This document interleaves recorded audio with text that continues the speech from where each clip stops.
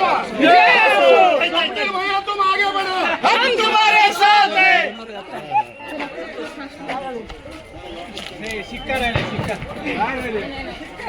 अहो देतो म्हणजे पुन्हा ते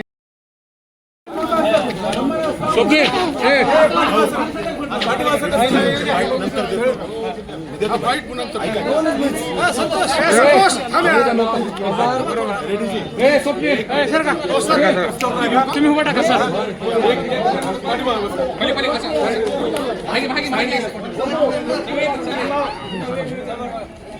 हो का आज का